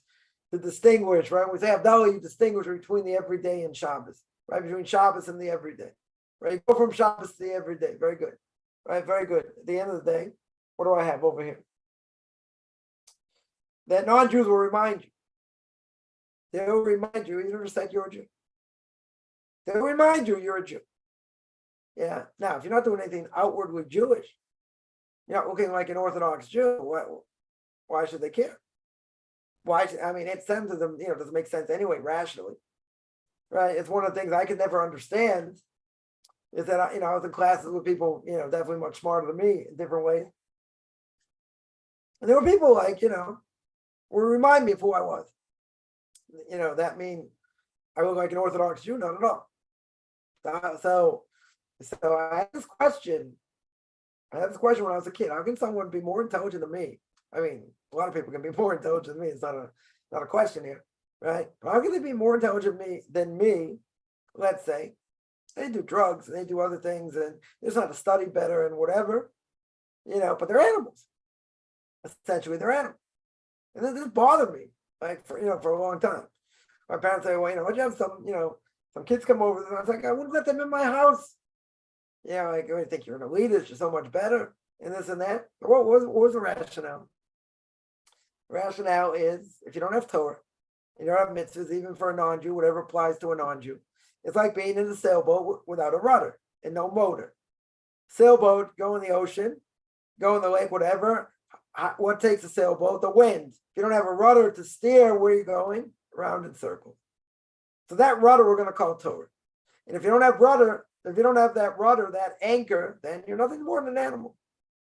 And where do we see that more than any other time? Almost any other time in history, right? You see it by the Germans, and they rock, wherever they are. Yeah. Why? Because they were the most intelligent people at that time. They became what America became years later. That's why America took in some of these Nazis that survived. Took them in to use their brains and their brain power in order that the Russians wouldn't get them. Didn't they know how many Jews got killed? Sure. They knew what was going on. They didn't care. It's about, getting their technology, and make sure the Russians don't get it. It's part of the Cold War. Okay. Right. But these people were the most sophisticated people at that time. And the ones who were joining the Third Reich were not the skinheads of today. Who were the first people to join the Third Reich? Doctors, lawyers, academians, right? Intelligentsia, they would call it. That's who joined. They were the first ones to join. Very good. And they understood. They understood killing a Jew, making the Jew suffer. That was okay. And it was okay to treat them worse than dogs. Why did God do that? First of all, there was severe punishment. We don't understand why per se, right? But what did God want to show? First of all, that happened in Germany because secular Jews were saying, that they were saying for a long time, we want to go back to Berlin. We're happy in Berlin. We don't want to go to Israel. We're going to rip these things out of the prayer book. And God's, really? You think the Germans, it's better than being in Israel? You think it's better than me? Okay, let's see what these Germans can do. Yeah? They acted like animals. Absolute animals. Now, that's a mind-boggling idea. How can somebody that intelligent, it's where it comes from. How can somebody that intelligent be an animal? They're animals. What they did in experimentation, it was horrific. We're going to read this week's parsha, all their curses, and unfortunately, a lot of the curses came true. Not all of them came true. Different times in Jewish history. Women eating their children, day is not night, night is not day, right? They're running for their lives day and night. So absolutely horrific what they did. I'm not going to talk about the Russians, the Lithuanians, the Ukrainians, and all the terrible things they did physically and spiritually to the Jews. Right? We're talking about the people that were cream of the crop in intelligence. And if you're cream of the crop of intelligence, you would think that would make you an immoral person. What does it show? Not that way. Totally not that way. Bertrand Russell, brilliant person, professor of ethics. Students came up to him and said, how can you teach ethics and be so unethical? And his answer was, if I teach mathematics, you expect me to be a square. Torah's not like that. Torah's supposed to change a person. Right? But one of the reasons, possible reasons, that happened in the greatest intelligence, country and people at that time is to show it doesn't make you moral. Some people say Hitler Yamach Shemo was a great orator, blame the Jews for this, and everyone bought it. So you say they got brainwashed. Hitler forced them. He didn't force them. Devil didn't force them. People joined. The book called Hitler's Willing Executioner, a 600-page book, written by the Holocaust chair at Harvard University. I don't know if he's still there. Whatever the case is, and it basically said people had choice. They didn't kill them. If they didn't join, someone didn't kill people like that. Right? It's one of the biggest lies. Like, don't put a gun to your head. What would you do? Not true. A lot of evidence show it's not true. But what does it show in general? It shows intelligence does not make you moral. That's what it shows. Right? That's one lesson. The second lesson is you never, ever, ever rely on men.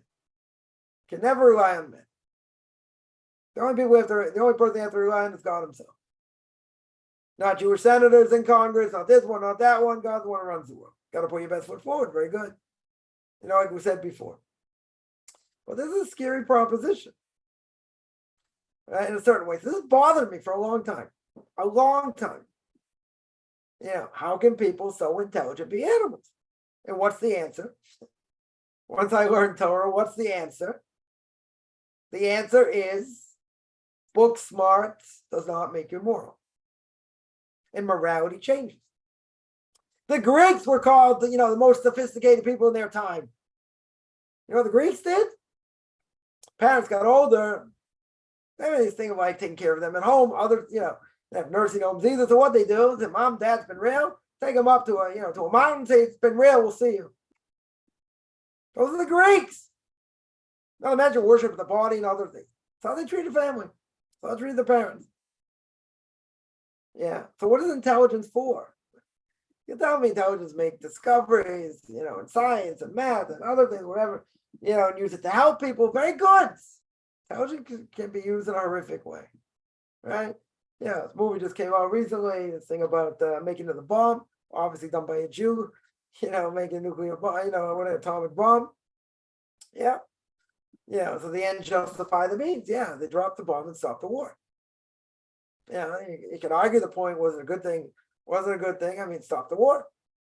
You're gonna get a lot of people killed, but it's gonna stop their own people from dying. Yeah. But again, so intelligence can be used for good things. Intelligence can be used for horrific things. Right? No question. The question how you use it. So, didn't God want this and this? God allowed it to happen. And that's how they ended the war. Okay. Makes sense in a certain way. Right? Because they're going to wipe out a lot of people. It's not going to be expensive to their own men. Their own men are not going to die. They're the ones to be set for such. But at the same time, man can make great creations, unbelievable things that we've seen over the years, and they can make things that are totally destructive. They can totally destroy. They'll say, wow, we got this great thing, got aerosol cans and different things, and look, how many holes to put in the ozone layer and different things. You talk about that, talk about other things, yeah? So, you have good things, you have bad things. Does the bad, does the bad offset which is good? I know you have good things, I'm not saying that. There are plenty of good things out there, okay, but some of them come at a price. Some come at a serious price. What's the best way to get a tattoo removed? I think the best way, I don't think it's the cheapest way, but I think the best way we don't have any issues at all is through laser. Laser does it. Why do I say it's the best way? Because it'll make a wound. Right? But you have to say, I don't know if there are other ways. Could be other ways. But I think this is one way. I think it's the main way that someone will do it where it's not going to make a wound in the skin. Right?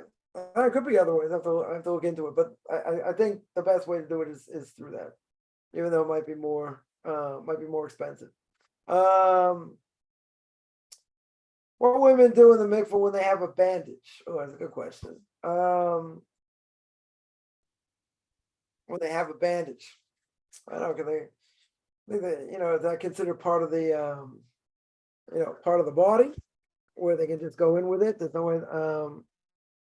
Can they just go into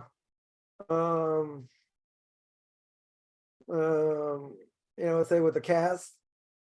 The cast is part of the body, right? And the cast is like, it's like attached, it's attached to the body, right? So if it's attached to the body, so seemingly it should be all right. All right, that's what I see over here. 1 second. Pretty sure that's the case. Just want to verify. There's nothing else to do, right? If a woman had a cast on for 6 months, she couldn't go to the mikvah for 6 months. I mean, I don't know. I definitely don't think that's the case, right? That should not be the case. right? I think you clean around the area as much as much as possible. So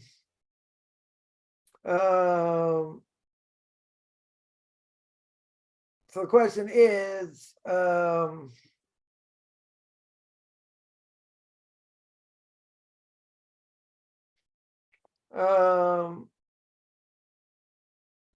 here someone mentions that you can change it. Let's say if you can remove or change it, then that would be better. Definitely be better, because there's a question. Someone had an unremovable or unwashable plaster cast, right? So yeah, that's a problem. That's going to be a problem. So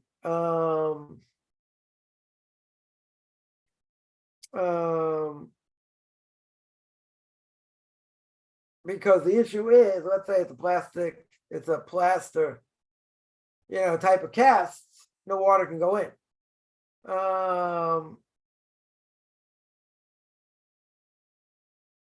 Yeah, because there are issues, because if you go in with if it's something where water can get underneath, obviously that's better. If not, let's say they say you can't get it wet, right? It's going to lead to infection, right? So that would create a barrier, right? Or, like we said, cannot immerse in water. Sometimes there are ways to navigate it around it. If a person has it, let's say, person schedule, let's say, this procedure when, they're already, get the period, so that wouldn't be an issue. Like certain things, let's say, there's certain things you can't do that with, bandages, staples, cast, etc. Problem is, any object covers the majority of the body, and normally you would remove, you can't, that's going to be a barrier to the water. And even according to the rabbis, something that we typically remove, even if it's a small portion of the body, right? That would be an issue. What about dissolvable stitches? Not considered a barrier, because you don't want them removed, right? They're going to deserve it anyway. Again, you got to think, a person has, a cast is definitely more of a problem. A person, let's say, had a broken bone. Let's say set it with a cast, you were there for several weeks. Plaster cast complicates, right, the immersion, right? Can't get it wet. Definitely can't get it wet. And if you remove it, let's say you take the cast off and the bone's going to move, so that's bad also. There could be a lot of pain, a lot of swelling as well. So some say it's okay. He was going to call the woman, let's say, to be forbidden to her husband for months. If it can't be removed, let's say it's going to cause tremendous pain or danger, and has to remain in place for several months or weeks. Some permit it because the cast serves a medical purpose, right? So there is what to say. There's a difference of opinion over here. There's another way to do it. Plastic cast, known as a magic cast. It's lightweight, water permissible. So you can get a cast like that. That would take away the problem. You can't immerse it. The only question is if you can't immerse it. Can't immerse it in water. Right? There is an opinion. I don't know if it's a majority opinion or not. I have to check. But there are rabbinic authorities that permit it, even if you can't take the cast off because it serves a medical purpose. Now, it could be we're linked in that case. It could be. If a person can get a cast that's not, that is, what do you call it? That is waterproof, so to speak, that's better, right? That's definitely better. If it's impossible, right? If it's impossible, then it should be a barrier, right? It should be a barrier. You might not be able to go to the mikveh for weeks, right? So the question would be either push it off if you can, and if you can't, there are lenient opinions here. Right. Again, I'm not sure. I'm not sure that's that how far that goes. I mean, there are rabbinical authorities hold it. Question is he allowed to hold by that or not? Right. That's the question. Right. That is definitely a question. I'd have to look into that more. Yeah, let me see other questions here. Sometimes it feels like I'm inside a washing machine on a boil wash. Yeah, that's the way it is sometimes, and hopefully it's not the majority of the time. But I would say, I guarantee if you think about it over, let's say the last number of months, last number of weeks, you gotta say, well, is every last thing that you're going through feel like you're going through a rinse cycle, right? Or you're going through a hot wash cycle? Probably not everything. You'll tell me probably some things, right? Very well could be, right? Very well could be. I just heard of a story. A friend of mine has a daughter, whatever, trying to fix up, and there are issues. She has one brother. There's only two of them in the family that has Asperger's or some form of it, whatever, and it's hereditary, right? It's definitely hereditary. So some people won't, this girl's a very good girl, whatever, very good, Jewish philosophical outlook, different things, and some families won't touch her with a barge pole, no pun intended, because there are medical issues in the family. Now she get married and be a carrier. You don't know. These things are hereditary, right? Or I mean, they're hereditary here. So now, why do I mention that? I mention that because my own life, I've had 4 girls married, one on the way, right? We'll see where everything goes. But in general, my kids have not had problems. Poo.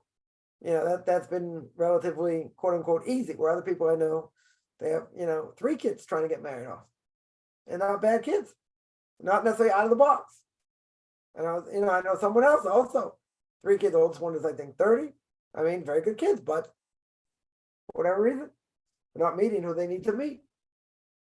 Right? You don't get everything in one shot. It's not like, oh, I can have all the money to marry off my kids. My kids are going to get married off, to the best family. It doesn't work all like that. You have issues. Okay. So most of my issues, thank God, have only been in the pocket.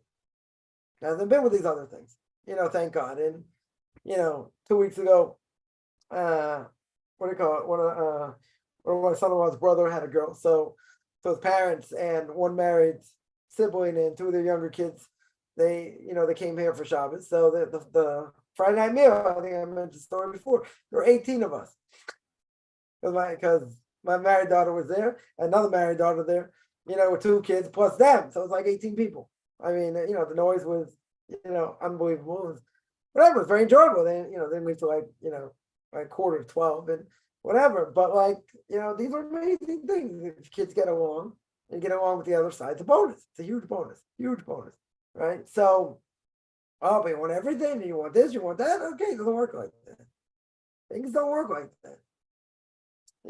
But there's plenty to be thankful for. And if you have health and you're in good health, that's a major thing. And if you have pseudo good health, okay, you should be thankful for what you have, right? But you're right. You're 100% right. We can feel like we're being squeezed like toothpaste. You're right. 100%. 100%. That doesn't mean everything's bad. Now, some people say everything is bad. Okay. Yeah. There have to be good things. There have to be good things there. You're right. God may be taking a wicket or a sledgehammer and just going whap, whap, whap, whap. Might be true. But think, what are you getting hit with? I would say if you're getting hit with one thing, okay, it's a major thing. Livelihood's a major thing, no question. But let's say for argument's sake, that's where a person's getting hit the hardest. Doesn't mean they don't have any other issues. But let's say that's the major issue. Okay. Let me ask you, if you had livelihood and you had good livelihood, let's say, but you got arthritis 24/7. You have back pain 24/7. You have other medical issues. Wouldn't you rather give up all the money to not have medical issues? But we get hit with a lot of things. We get hit with a ton of things all at once. But you gotta be thankful for what you have. I think people are very, very quick. And I'm not saying it's not necessarily justified, but I think people are very, very quick to say, this is bad, that's bad, the other thing's bad. And I have nothing good. That's not true. Get a roof over your head. Got a roof over your head. Doesn't matter if it belongs to the bank or you're renting. Got a roof over your head. You got food? I'm not eating as good as I used to. You got food? You're starving? No. Clothes you have, wearing rags, okay. Might say these are necessarily not the most important things. Some of them, okay. But we have a million things to be thankful for. The problem is we always say, even though I remember these things, I know these things, it's so hard when you get in squeezed. You're right. You're right. But if you have the proper outlook and God's the one in control and you have to be better and you're working hard and you're praying day in and day out, God, you're the one in charge. That's the mantra. Keep saying it over and over again until it has an effect on you. Things will change, just a matter of when. Not everything a person has. A person feels like they're going through a rinse cycle or a hot cycle. I guarantee that's not the case. I mean, if it's the case, you can tell me I'm totally wrong. I definitely don't think that's the case because there are other things that are going on that are good that you have absolutely every reason to be thankful for. Every single reason to be thankful for. This one area has to be going very hard. Okay. I hear that. I definitely hear that. No question. So the question is, how do I view it in the bigger picture? So if other things, if you tell me, okay, I have health issues and I have other things, I have everything all seemingly at once. That's hard. That I agree. That I agree is very hard. But most people do not have everything in one shot, usually. God gives you a break a little bit, right? So if you don't have health issues, you have issues somewhere else. So you got a livelihood, or you got to deal with family, or you got it in both. You're lucky, you get it in both. Very good. And it depends how you want to look at it. Very much depends on that. So, even if that aspect is hard, what about other aspects? Other aspects probably not as hard. Yeah. Like I said, I heard this last night. Late last night, like I said, this person got rejected again. To meet someone that's hard. That's a very hard test. Very, very hard test. But and it can be frustrating, it can be aggravating. But again, what am I thankful for? You got to remember what you're thankful for. Rosh Hashanah is coming up. Rosh Hashanah is all about judgment. And if God forbid anyone gets a bad judgment, and the judgment is death, well, that's it. So now you don't have to worry about your livelihood issues, dead. Right? I'm not advocating that for anyone. Right? We're fighting for life here. Day in and day out. God may be squeezing us in 10 different ways, maybe. Or maybe even one way, but it's very, very hard. Okay? How do I view the bigger picture and stay safe? Again, one very good piece of advice. God, you're the one in charge, okay? You're the one who takes this away. You're the one who can do anything. You're the one who can change something overnight. That's the mantra. That is the mantra, but you got to find the good. If you don't find the good, then everything's bad. Yeah, but this happened, that happened. Right? People say, yeah, this looked really bad, and then it turned out totally different, right? 100%. Yeah. It's hard though. Today it's crazy. How much things sell for. Prices are way up. You got interest rates way up. All kinds of things. All kinds of things. Very hard to survive today. True. 100% true. But who's the one in charge? Us or God? God's in charge. I have to put my best foot forward. You're right. And God can still say, no, I'm going to squeeze you more. Okay. But when you let it go and you say, okay, I'm not going to worry about it. I'm going to do what I can do. You're going to take care of the rest. I'm in a certain situation now. See where it's going to all, end up over the next number of months. Guaranteed it's going to be one of the biggest miracles ever. How everything turns out. See? Then I'll tell the story when it happens. Right? Then I'll tell the story. So, say, God, you're the one in charge here. You're the one that's going to make it happen. I don't know how you're going to make it happen. You're going to make it happen. What do they? You have, you're obligated. You can do whatever you want. You make my life a misery if you want. God forbid. But that was my mantra. You can do anything. You are kol yachol. You have the ability to do anything. Shuas Hashem ke'erafayim. You have to say that also. What is the Shuas Hashem ke'erafayim? That anything can change in the blink of an eyelash. It can change overnight. You can say it doesn't happen to me. It can happen. Things can happen gradually over time. It's how we see it, right? It's how we see. Someone points out these are stories that motivate people, right? The person always has hope. Gemara says in Brachos, even though there's a sword against the throat, God can still have mercy. You might die, but God can have mercy, right? And things can change. Things absolutely 100% can change. Because I've blinked for a long time. Okay. Things don't necessarily change overnight. They can. Absolutely, they can. So you can pray every day with great fervor and say, I want this change.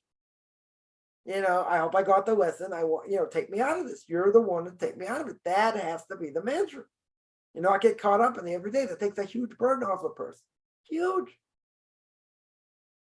burden, because you leave it all to him.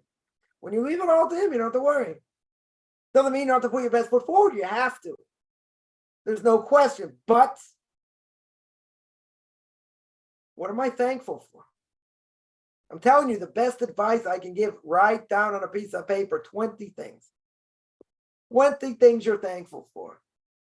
Put it on your wall, put it on your fridge, I don't care where you put it. Put it somewhere and look at it on a regular basis. Maybe a couple times a day. Very good to look at. Victor Miller had a whole list. And had back problems. I never had my brain operated on. My insides work. I have this whole list. His whole list. Put you in a different frame of mind. Yeah, what about this? Okay. The other things have to be worked out. What am I thankful for? That's the answer. One answer. What am I thankful for?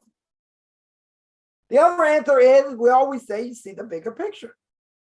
You're right. You're suffering this way, but you don't suffer the other way. You don't want to ask for that either. You never don't want to ask for that. Right? You got to be thankful every second you're here. Every second we're here is a chance to serve God the best way we can. That's what we're here for. That's what we're here for. We're also here to struggle. We're also here, to go through hardships to make us who we are. Okay? You want to say, I don't want to look like a scrambled egg. I don't want to look like the inside of a rinse cycle. I don't want it. You're right. It's hard. But if you don't have trials, tribulations, you don't grow. So we pray every day, I don't want trials and tribulations. Okay. But you don't grow otherwise. Catch 22. So we'll have trials and tribulations, and we should be able to overcome them. God should give us, the ability to overcome them. But then, I would say, read books of inspiring stories, or where people overcame things at unbelievable odds. That gives the person strength. What somebody points out, right? First, you get a lot of strength from hearing other people's stories, even your own. Somebody points out you can put out 20, you write about 20, you can write about 100. I mean, on a daily basis, different thing. 100%. But we get caught up in the negative. That's the problem. We get beaten down in life. That's true. That's true, but doesn't, you got to know what you're looking at here. You got to see the bigger picture. And anyone who's listening, whoever's going to listen to this, you better kiss the ground and thank God you'll be able to listen to Torah and you understand. You're not a pagan. Right? You're not doing these other things. It doesn't matter you're not where you need to be right now. Fine. Get the ability to listen to Torah, be inspired, it's huge. Everyone else is fantasy. That's what everyone else is living for, fantasy. So you got the ability not to live for fantasy, kiss the ground every second of every day. Because you see what the real world, quote unquote, is. That's the real world. What am I living for? What does God want from me? How do I change? All these things, that's the real world, not this other stuff. Other stuff is just a distraction. Total distraction. Yeah. Any other questions? Someone asks, was a woman having long nails back in the day considered unattractive? I don't know, it's a good question. So I would say, Torah says, you're right. The Torah says, you're going to take this captured woman during war, right? But, before you can be with her, this and that, you got to shave her head. You do all kinds of things. One of the things is you're going to let her nails grow long. So yeah, it could be back in the day. Way back when that was kind of disgusting that, for women that, they're not made up the way they are today, with the nail polish and all this, right? I remember when I was in I was in mourning for my father, blessed memory. I had really long nails. Because before he died, I didn't cut them, whatever. And it's like, for a few weeks, couldn't cut them. More. I mean, they weren't fangs, but they're pretty disgusting. You think about it, try and keep things, relatively short. But the longer they get, the more disgusting they are. Now, in today's day, it's a different issue with women. Women have these fake nails they put on, and they put on acrylic and put on other things, to make them look, nicer or whatever. Okay, we're not talking about that. We're talking about imagine a person for a month and a half. A month and a half, man or woman, it doesn't matter. Month and a half, you don't cut your nails at all. Fingernails and toenails. How is that going to appear to someone? Probably pretty gross. You're gonna have like fangs. That's what you're gonna have. They don't look right. They don't look well. You're not polished up. They look gross, right? They look gross. Today they make them all nice and fancy. They file them and they put acrylic and they put other things on, whatever it is. Right? We're not talking about that. Talking about someone has really disgusting fingernails, or toenails, whatever. They haven't clipped them for a couple months. They haven't clipped them for a couple months. Imagine if I haven't clipped them for 6 months. Imagine what they look like. You go like this, you draw blood. Like it's like a razor. It's like a razor. Remember someone had the world record, I think for like 20 years or something, they never cut his nails, like round and round. I mean, nasty. Nasty looking. Yeah. That's what. That's what. The longer a person would keep their nails, the grosser it looks. Again, unless you scale them down, unless you put nail polish on to make them look nicer. But in general, it's gross. That's the idea. Again, this was let's say better. This was a deterrent. So the person who took her captive not going to want to be with her, right? Shaving her head, have Sinead or calling her, even though she just died, whatever.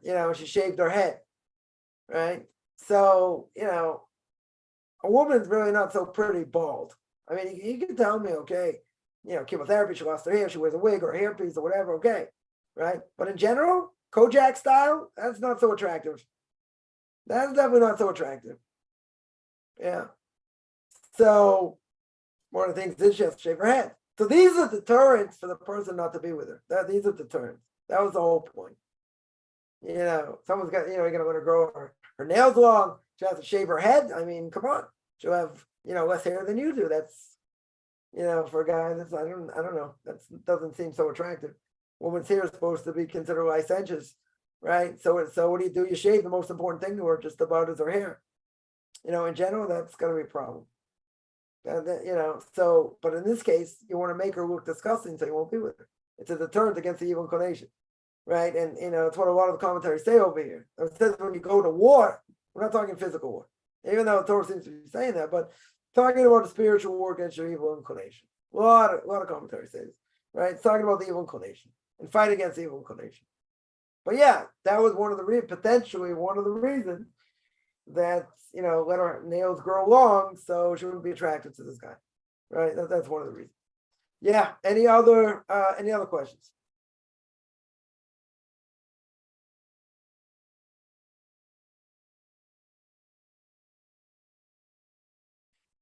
How people cut their nails back then? Good question. Probably with something sharp. I don't know, maybe took a flint rock, sharpened it, used it to cut off the nail. A razor, right? They could make some, not real razor like today, but they use something sharp, sharp object to do it. Or you can do it with your fingers. There are people that, I wouldn't, how common is it? I don't know, but you can definitely cut off, as long as they're not too long, you can cut off fingernails with your fingers. With your other fingers can do it. So they're not saying, but if they got longer or whatever, yes, it's just something with more, something sharper, right? Definitely something sharper. Listen, what did Zipporah do? Moshe's wife, when she saw him get swallowed up by an angel, as the Medrash says, or Gemara says, realized that he didn't do circumcision yet on their son. So says she took a flint rock, she took a rock, a very sharp rock, and did cut the foreskin that way. So if you can take a rock and do that, you can do it with your fingernails also, probably. Yeah, you just sharpen it in different ways. That's what I would assume. Someone asks, is it bad not to want to shave your hair? Why? I mean, why should you? I shouldn't. I would say a woman should get a haircut at some point, but not have extremely long hair, right? Or if she has long hair, donate it to places where they make them into wigs or whatever. People, cancer patients or whatever. It's bad not want to cover your hair completely. I mean, it's something you gotta get used to if you get married, right? A Jewish woman has to cover her hair. It's, I would say, the person's gonna get married, woman's gonna get married, she practice, definitely before she gets married. It's a hard thing. I know someone who, found it very, very hard to do.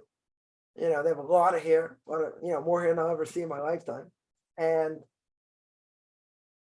what does she do? She only covers the hair when she goes out, when she goes outside. Technically in her house, unless there are other men around, that's not her family, not her immediate family, then she has to cover her hair. I know someone else who basically, covered up the window so people couldn't see it. Like aluminum foil, whatever, so she could walk around uncovered, her hair uncovered. But it is something that has to be done, right? Definitely something that has to be done, so you have to get used to doing it. Yeah, it can be a hard thing, no question. Yeah, any other questions?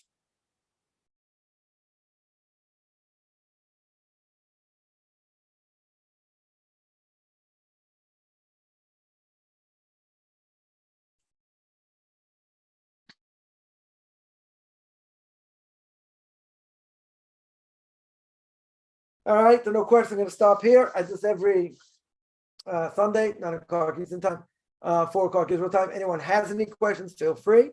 You can find me on Facebook at Michael Chaim Kaufman, Beyond Orthodox Conversion Judaism, orthodoxconversion.com, or Beyond Orthodox Conversion Judaism on YouTube. There I got videos on ethics for our fathers, Q&As, Book of Leviticus, controversial issues.